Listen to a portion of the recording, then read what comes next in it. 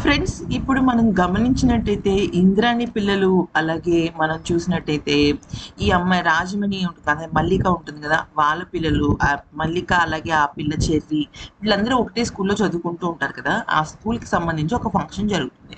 ఆ ఫంక్షన్కి ఇంద్రాణి పిల్లలు అలాగే రమ్య అక్కడికి వస్తారు. ఈలోపు రమ్య ఎవరి దగ్గర ఉంటుంది? ఇంద్రాణి దగ్గర కదా. ఇంద్రాణి దగ్గరికి ఈ అబ్బాయి వచ్చేస్తాడు. ఎవరు? ఆదికేశవ.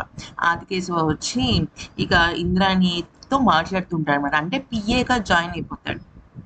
అయితే పిఏగా జాయిన్ అయిన తర్వాత, మేడం మీకు ఒక చెక్ మీద సంతకం పెట్టాలి, ఎలాగ పెట్టాలో చెప్పండి అని చెప్పేసి అంటే ఏమంటుందంటే, నేను నీకు లొకేషన్ పంపిస్తాను, నువ్వు స్కూల్కి వచ్చేసి సంతకం పెట్టేసేసుకో అని అంటుంది.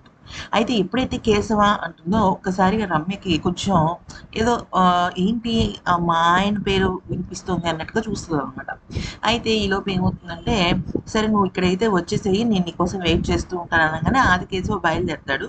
బయలుదేరి ఇంక బైక్ మీద స్కూల్కి వస్తుంటాడు. అయితే అప్పటికే అక్కడికి మల్లిక రమ్య ఇద్దరు వచ్చేసి ఉంటారు అనమాట. అయితే ఇక ఈమె ఏంటి, మళ్ళీ రమ్య ఇంద్రాణి పక్కనే కూర్చుంటుంది. ఈ ఇంద్రాణి గారు పాపం చాలా మంచివారు. రమ్యని ఎక్కడ కావాలంటే అక్కడ తీసుకెళ్తున్నారు. మన ఇంట్లో రిలేటివ్సే తీసుకెళ్ళరు మనల్ని. అయితే ఇక ఆదికేశవ బయలుదేరతాడు. ఈలోపు ఏమవుతుందంటే, మల్లికను, రాజమణి, చెర్రి వీళ్ళొస్తారు. అయితే వీళ్ళొచ్చేసరికి ఇప్పుడు ఎలా అయినా సరే వీళ్ళు ఇక్కడ ఎవరో ఒకళ్ళు కలుస్తారు గదా! అది నేననేది. ఇప్పుడు అసలు యాక్చువల్లీ ఏ సీరియల్‌లో అయినా సరే ఎవ్వరైనా కలుస్తారేమో గానీ, మళ్ళీ సీరియల్‌లో అందరూ పక్కనే ఉంటారు గానీ, ఎప్పుడు ఎవ్వరు కలవరు. అందరూ విడిపోయే ఉంటారు. అలాంటప్పుడు మనకెందుకు ఇవన్నీ చూపించడం మరి? అయితే ఆదికేశవ మాత్రం ఖచ్చితంగా ప్రయత్నిస్తున్నాడు గానీ, మరి రమ్య దొరుకుతుందా? దొరకదా? అనేది చూడాలి.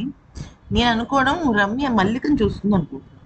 మరి మీకేమనిపిస్తుంది మళ్ళీ సీరియల్ చూస్తే అనేది కూడా మాకు కామెంట్ సెక్షన్‌లో